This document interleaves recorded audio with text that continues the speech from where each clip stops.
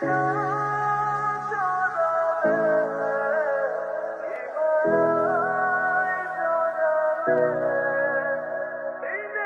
কিরে বন্ধু, কই তুই? কোথায় আবার? তুই জানিস না কোথায় আছে? কাজিনের বিয়েতে তোকে এত করে থাকতে বললাম, তুই তো চলে গেছিস। শুধুই কি কাজিন, নাকি তো সেই ছোট্টবেলার ক্রাশ কাজিন? বিয়েতে কিন্তু কান্নাকাটি করিস। কান্নাকাটি করেই বা কি লাভ? দেখার মতো তো কেউ নেই। আচ্ছা, বিয়ে কি হয়ে গেছে? বরযাত্রী এখনো আসেনি, আসলে বিয়েটা হয়ে যাবে। বন্ধু, এখনো কিন্তু সময় আছে, চাইলে তোর মনে কথাটা খুলে বলে আর লাভ নেই রে। ওর পছন্দের ছেলের সাথে ওর বিয়েটা হোক, আমার প্রতি ওর কোনো ইন্টারেস্টই নেই। চাইলে আর কি করা, বাপ্পারাজের মতো দাওয়াত খাও। ঠিক আছে, রাখ।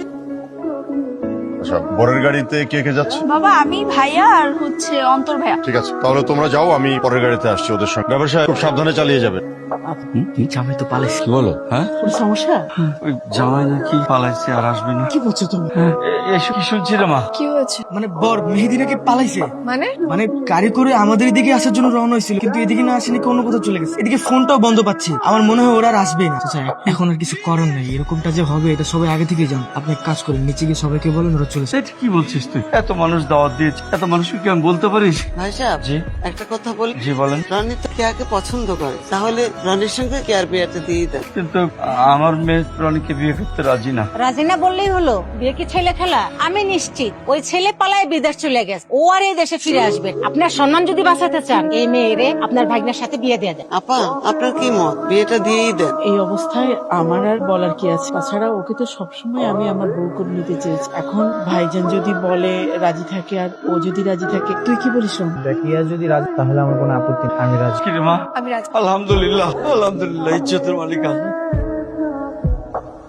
আল্লাহ যা করে ভালোর জন্য। পরিস্থিতি যেমন, আজ তুমি আমার ভাই, তোমার দায়িত্ব যখন নিয়েছি, দায়িত্বটা ভালো মতো পালন করার চেষ্টা করো। তুমি না মন খারাপ করে থেকো না। কে আপা? কে আপা? মানে ভাই, খবর শুনছেন? পাত্রের বাবা আসছে। পাত্র নাকি পালায় নাই, অ্যাক্সিডেন্ট করছিল, এখন হসপিটালে ভর্তি আছে। আর অ্যাক্সিডেন্টের সময় নাকি ফোনটা ভেঙে গেছিল, তাই আমাদের সাথে যোগাযোগ করতে পারে। সত্যি? মেহেদি কোথায় এখন? জসিমউদ্দিন হসপিটালে ভর্তি আছে, এই খবরটা আমি দিতে আসছি। আচ্ছা, তোমরা থাকো, আমি তেলে যাই। কোথায় যাচ্ছ? আমার মেহেদির কাছে। মেয়েদের কাছে যাচ্ছ মানে? তুমি এখন আমার ওয়াইফ, তুমি ওই ছেলের কাছে হুট করে চলে যেতে পারো না। যেতে পারি না মানে? তুমি কি পাগল? হ্যাঁ, যেই ছেলের সাথে আমার বিয়ে হওয়ার কথা ছিল সে এখন একে করে হসপিটালে, আর আমি কি এখন তোমার সাথে বাসর করবো? আশা করবে কিনা সেটা পরের কথা, এখন আমাদের বিয়ে হয়ে গেছে, তুমি কোথাও যেতে পারবে না। তুমি কি চাও? হ্যাঁ, আমি তোমার সাথে এখন বসে সংসার করি? অবশ্যই, বিয়েটা কোনো ছেলে খেলা না, মানে? সব রীতিনীতি মেনে আমাদের বিয়ে। তুমি আমাকে কবুল করেছো আর আমি তোমাকে, এটা তুমি অস্বীকার করতে পারবে? হ্যাঁ পারবো, কারণ আমি মন থেকে কবুল বলি। আর তোমাকে আমি এখনো স্বামীর কোনো অধিকার দিই। যতক্ষণ না পর্যন্ত আমি তোমাকে কোনো অধিকার দিব, ততক্ষণ একদম আমার উপর কোনো অধিকার খাটার চেষ্টা করবা। আঙ্কেল, মেহেদি কোথায়? ওর কি হয়েছে? কিভাবে অ্যাক্সিডেন্ট হলো আঙ্কেল? ও এখন কেমন আছে? কেমন আছে আমি কিছুই জানি না, ডাক্তার সাহেব আসলে সবকিছু জানতে পারবো। দেখি প্লিজ একটু সাইড। ডাক্তার সাহেব তোরে আমার ছেলের অবস্থা এখন কেমন? আচ্ছা শোনো, পেশেন্টের অবস্থা খুবই সিরিয়াস, মানে মাথার মধ্যে প্রচন্ড আঘাত। রিপোর্ট না আসা পর্যন্ত আমরা আসলে কিছুই বলতে পারছি না। ডাক্তার সাহেব, আমার ছেলের সুস্থ হতে কতদিন সময় লাগে? রিপোর্ট আসুক, এখন না হয় বলতে পারবো। আমি কি একটু ভেতরে যাবো? না না, এখনো ট্রিটমেন্ট চলতে, ভিতরে যাওয়া যাবে না। আর প্লিজ পেশেন্টের সাথে একদম থাকে, বাকিটা আল্লাহ ভরসা। আপা চল এখন বাসা। না, আমি যাবো না। আপা বাসা থেকে অনেকবার ফোন দিচ্ছে, তুই এখন চল বাসা চলে যাই, পরে আমি তোকে না হয় দেখা করতে নিয়ে আসবো। যাও মা, তুমি বাসায় চলে যাও। মেয়েদের কি হচ্ছে আমি তোমাকে পরে সব জানাবো। যাও মেয়ের বাসায় চলে যাও। কিরে, কিছু লাগবে? কেয়া কোথায়? কি আর ছাদে গেছে? এই নে, চাটা কেয়াকে দিয়ে আয়। মা, এখন আমি কি করব? কি আর করবি? যা হবার তা তো হয়েই গেছে। মেয়েটা সাময়িক ভাবে কষ্ট পাচ্ছে, দুদিন পরে ঠিক হয়ে যাবে। ঠিক হবে তো মা? তুই ওকে একটু বোঝা, একটু সময় দে, দেখবি সব ঠিক হয়ে গেছে। ঠিক আছে মা। কে তোমার জন্য চা এনেছি। দেখো কে, আমি আসলে আমার ডিভোর্স চাই। মানে আমি কি উর্দুতে কিছু বললাম? না মানে ডিভোর্স কেন? আমার চাই মানে চাই। চলো লয়ার কাছে, আজকের মধ্যে সবকিছু ব্যবস্থা করে ফেলবো। এসব তুমি কি বলছো? এটা কখনো হয় নাকি? বিয়ের একদিনের পরই ডিভোর্স? লোকে শুনলে তো হাসাহাসি করবে। আমার বিয়েটা একটা অ্যাক্সিডেন্ট ছিল। আমি মেহেদিকে এখনো ভালোবাসি, আর ওকে বিয়ে করতে চাই। তোমাদের ওটা না ভালোবাসা ছিল, তোমার সাইড থেকে একতরফা পছন্দ ছিল। তুমি তো মেহেদিকে জোর করে বিয়ে করতে যাচ্ছিলে, ও তো তোমাকে পছন্দ করে। আই, তোমাকে বলছে? ও এসে বলছে যে ও আমাকে পছন্দ করে না? দেখো কে, যা হওয়ার তা তো হয়ে গেছে। আমার ফ্রেন্ড সার্কেল, ফ্যামিলি সবাই জানে তুমি এখন আমার ওয়াইফ। এখন যদি তুমি এমন কিছু করো তাহলে আমার মান তো কিছুই থাকবে না। আচ্ছা, মেহেদি যদি পালিয়ে যেত, ও যদি অ্যাক্সিডেন্টে মারা যেত, তাহলে তো তোমাকে মেনে নিতেই হতো, তাই না? মুখ সামনে কথা বলো। মেহেদিকে নিয়ে আর একটা উল্টাপাল্টা কথা বলবা না। আমার ডিভোর্স লাগবে মানে লাগবে। আঙ্কেল, আসসালামু আলাইকুম। কেমন আছো তুমি? এখন একটু ভালো। আঙ্কেল, ডক্টর কি বলেছেন? ডাক্তার বলেছে ওর মেজর কোনো প্রবলেম হয়নি, শুধু মাথার ওই স্ক্যাল্প ড্যামেজ হয়ে গেছে, ব্রেনে কোনো আঘাত লাগেনি। যাক, আলহামদুলিল্লাহ। পুরোপুরি সুস্থ হতে কতদিন লাগবে? সম্পূর্ণ সুস্থ হতে আরো 7-8 দিন তো সময় লাগবে। অবশ্য ডাক্তার বলেছেন আমি এখন ওকে বাড়িতে নিয়ে যেতে পারবো। উনি কে? ও আমার কাজিন। আচ্ছা বসো, খাই বসেন। না না, বুঝতে হবে না। তুমি তাড়াতাড়ি সুস্থ হয়ে ওঠো, তোমার অপেক্ষায় আছে।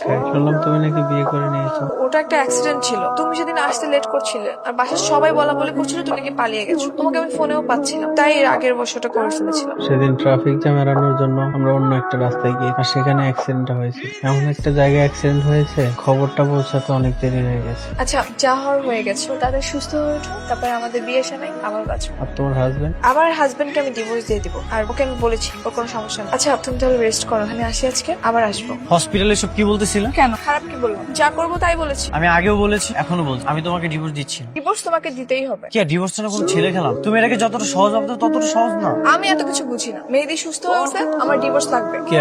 সবাই জানে আমি তোমার হাজবেন্ড, তুমি আমার বিয়ে করা বউ। তুমি এসবের পরোয়া না করলেও আমি করি। লাইফে আনএক্সপেক্টেড অনেক কিছুই হয়, আমিও মেনে নিয়েছি, তুমিও মেনে নাও প্লিজ। শোনো, এসব ইমোশনাল কথা হচ্ছে সব মুড আমার, তোমার আমার দিতেই, আর এটাই ফাইন। আর তুমি যদি ডিভোর্স নাও দাও, আমি এমনিই চলে যাবো। রনি, এসব কি শুনছিস? কেয়া নাকি তোকে ডিভোর্স দিতে চায়? হ্যাঁ মম। কিরে, তুই কিছু বলিস নি কেয়াকে? কি বলবো আর, সংসার করবে কে? আমাদের বলা না বলার কি আছে বলো ভাই? ঠিক আছে, কিছু বলার লাগবে না, করাও লাগবে। বিয়ে যখন হয়ে গেছে, রনির সাথেই কেয়া সংসার করবে। ব্যাস। না বাবা, তোমরা সবাই মিলে আমার সঙ্গে চিট করেছো, আমাকে মিথ্যা কথা বলেছো। তোমরা বলেছিলে মেহেদি নাকি পালিয়ে গেছে, আর এই কথা শুনেই আমি বিয়েতে রাজি হয়েছিলাম। এখন তো সবটাই সবার সামনে ক্লিয়ার, তো এখন কেন দ্বিমত করছো? দ্বিমত করার তো কিছু নেই। রনি তোকে ধর্মীয় রীতিনীতি মেনে বিয়ে করেছে, তুইও তাকে কবুল বলেছিস। কাজেই এখন তোর মত অমতের কোনো প্রশ্নই আসে না। কেয়া, বোঝার চেষ্টা কর। আরে রনের দিক তাকায় হলেও তুই সিদ্ধান্তটা পরিবর্তন কর। তোকে ছোটবেলা থেকে ভালোবাসে, বিয়ে করে, এখন যদি তুই চলে যাস, তাহলে ওর কি হবে? আজব তো, রনির কথা চিন্তা করে আমি আমার জীবন কেন বলে দিব? আমার জীবন কি জীবন না? আমার ইচ্ছা কি ইচ্ছা না? আমি কারো কথা চিন্তা করতে পারবো, আমি শুধু আমারটাই ভাব। আপনারা ডিভোর্সের ব্যবস্থা করুন। অসম্ভব, এই বিয়েই বহাল থাকবে। আমরা কেউ তোকে সমর্থন করছি না। রনির সাথেই তোর সংসার করতে হবে। তোর মানা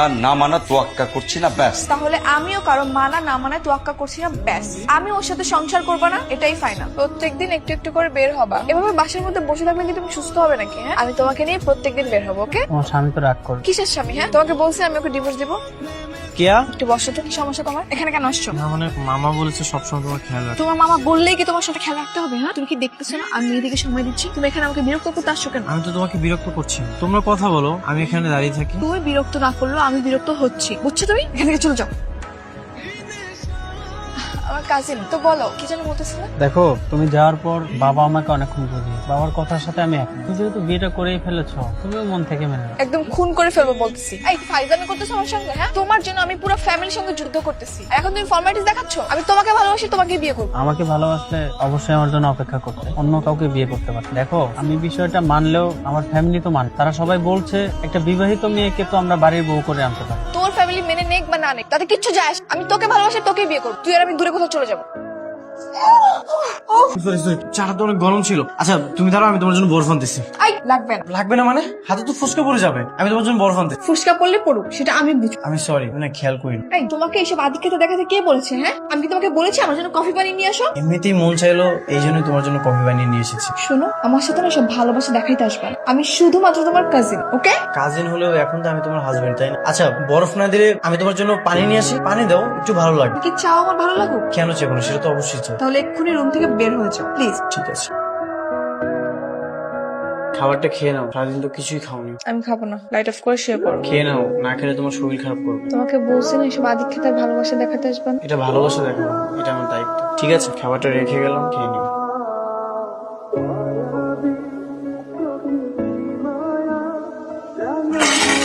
আমার কাছে দাও, আমি খাইয়ে দিচ্ছি। আচ্ছা রাগ তো আমারও, নিজের উপর কেন রাগ দেখাচ্ছ? নাও, না হলে তোমার শরীর খারাপ করো। মনে আছে ছোটবেলায় তুমি হাতে মেহেদি দিতে আর আমি তোমাকে খাইয়ে দিতাম?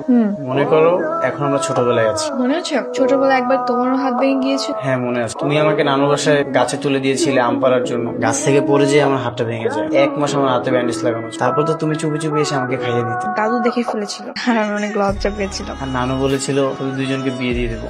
এটা শোনার পর তো তুমি অনেক কান্নাও করেছিল। ছোটবেলার দিনগুলো অনেক ভালো ছিল, আমরা অনেক চুরি করে খেতাম, কত স্মৃতি। তুমি তো অনেক দুষ্ট ছিল, নানু বাড়িতে সারাক্ষণ তুমি সবকিছু চুরি করতে। কিরে দোস্ত, মুসকি মুসকি আসতেছস? এমনি? হ্যাঁ বুঝতে পারছি, তাহলে ভাবি মনে তোকে একটু করে ভালোবাসতে শুরু করছে, তাই না? হ্যাঁ না, তেমন কিছু না। তারপর কি অবস্থা সেটা বল। অবস্থা হচ্ছে কঠিন খরার মাঝেও আকাশে মেঘ জমার মতো, বৃষ্টি হতেও পারে আবার নাও হতে পারে। আরে হবে হবে, বৃষ্টি অবশ্যই হবে। ছোটবেলা থেকে তুই যাকে ভালোবাস, যাকে নিয়ে তুই স্বপ্ন দেখেছিস, তার ছোটবেলার সমস্ত স্মৃতিগুলো আলমারি ভর্তি করে রেখেছিস। সে তো জানেই না আমি তাকে ছোটবেলা থেকে এতটা ভালোবাসি। এখনো মনে করো কাজিন হিসেবে ওকে আমি কেয়ার করি। ভালোবাসাটা না তার কাছে সুস্পষ্ট নয়। তাহলে স্পষ্ট করে দে, তাকে বলে দে তোর অনুভূতির কথা, তোর ভালোবাসার কথা, দেখবি সব ক্লিয়ার হয়ে যাচ্ছে। বলে দিলে কি হবে? কি হবে মানে, তার মনটা নরম হবে, পজিটিভ কিছু আসবে, দেখবি ভালো কিছু হবে। ঠিক আছে, আমি আজই বলে দিব। ছোটবেলা থেকে ওর যত স্মৃতি আমি রেখে দিয়েছি সব আজকে মনে করে দেবো। কি ব্যাপার, সেজে গুজে বসে আছো, কোথাও যাচ্ছ? আজকে আমি তোমাকে একটা জিনিস দেখাবো। আমাদের ছোটবেলার একটা মেমোরি এখন আমার কাছে আছে। দাঁড়াও নিয়ে আসি। দাঁড়াও, তার আগে এটা দেখো। কি এটা? Divorce letter.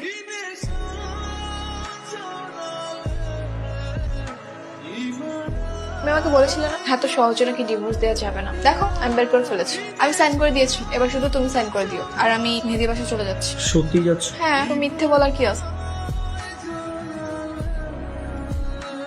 কেয়া, তুই কি কোথাও যাচ্ছিস? হ্যাঁ, আমি মেহেদি বাসায় চলে যাচ্ছি। মেয়েদের বাসায় চলে যাচ্ছিস মানে? তোমার ছেলেকে আমি ডিভোর্স দিয়েছি।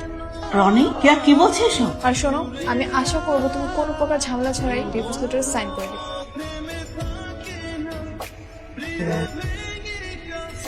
আসসালামু আলাইকুম আঙ্কেল। ওয়ালাইকুম আসসালাম। আঙ্কেল, মেহেদি কোথায়? ওকে একটু ডাকেন না। আমি সবকিছু ছেড়ে চলে আসছি, আমি এখন মেহেদিকে বিয়ে করবো। তুমি চাইলেই তো হবে না। মানে তুমি কি কখনো দেখেছো বিয়ে একজন করে? বিয়ে দুজনকেই করতে হয় এবং সেই বিয়েতে দুজনেরই সম্মতি থাকতে হয়। হ্যাঁ আঙ্কেল, আমার আর মেহেদির দুজনেরই তো সম্মতি আছে, এই জন্যই তো আমি সবকিছু ছেড়ে চলে আসছি। না নেই, এই বিয়েতে মেহেদির কোনো সম্মতি নেই। তাছাড়া তুমি একজন বিবাহিত মেয়ে, একজন বিবাহিত মেয়েকে তো আমার ছেলে বিয়ে করতে পারে না। মেহেদি, আঙ্কেল এসব কি বলতেছে? তুমি নাকি আমার বিয়ে করবে না? আমি তো সবকিছু ছেড়ে চলে আসছি তোমার জন্য। কিছু বলো আঙ্কেলকে। মেহেদির কিচ্ছু বলার নেই, আমি যেটা বলেছি সেটাই হবে। আমার সিদ্ধান্তই ফাইনাল সিদ্ধান্ত। কি হলো, চুপ করে আছো কেন? কিছু বলো আঙ্কেলকে। আঙ্কেল প্লিজ এইভাবে বলবেন না আঙ্কেল। আমি আমার ফ্যামিলি, হাজবেন্ড সবকিছু ছেড়ে চলে আসছি আপনার ছেলের জন্য। আপনারা যদি এখন এইভাবে বলেন আমি কোথায় যাবো আঙ্কেল? একটু বোঝার চেষ্টা করেন। তুমি কোথায় যাবে কি করবে সেটা আমার জানার বিষয় না। এখন এসব কথা বলে এখানে কোনো লাভ হবে না। আমি যা বলার বলে দিয়েছি। আঙ্কেল প্লিজ আমাকে তাড়িয়ে দিবেন না আঙ্কেল। আমি কই যাব বলেন? আপনার ছেলের জন্য আমি সবকিছু ছেড়ে চলে আসছি আঙ্কেল। আমি আমার আজকে ডিভোর্স দিয়েছি। আমি কই যাব আঙ্কেল? আমাকে একটু বোঝার চেষ্টা করুন। আমার সাথে করবেন না। এই মেয়ে, এই পাছাড়ো, পাছাড়ো বলছি। এখানে এসব নাটক করে কোনো লাভ হবে না। পাছাড়ো, উঠো, দাঁড়াও, দাঁড়াও বলছি। এই মেয়ে, তুমি ডিভোর্সি একটা মেয়ে, তুমি কি করে ভাবলে যে একটা ডিভোর্সি মেয়ের সাথে আমার ছেলেকে বিয়ে দেবো? আমার তো আত্মীয় স্বজন, সমাজ বলে একটা কথা আছে। আমি সমাজের লোকের কাছে কি জবাব দেবো? মেহেদি, ওকে এক্ষুনি এখান থেকে চলে যেতে বল। মেহেদি, তুমি এমন কেন করছো আমার সাথে? মেহেদি প্লিজ এরকম করো না। তুমি যদি আমাকে ফিরিয়ে দাও আমার যাওয়ার কোনো জায়গা থাকবে না। একটু বুঝো আমাকে। আমি আমার বাবার অবাধ্য হতে পারবো না। আর তাছাড়া তুমি একজনের সাথে 24 ঘন্টা স্বামী স্ত্রীর মতো থেকে এসেছো। ধরো আমি তোমাকে বিয়ে করলাম, কিন্তু আমার মাথায় না ওই সবসময় আমার গার্লফ্রেন্ড বা আমার স্ত্রী আগে আরেকজনের স্ত্রী, সেটা না আমি মেনে নিতে পারবো। তুমি ফিরে যাও। মেহেদি শুনো, মেহেদি প্লিজ, মেহেদি।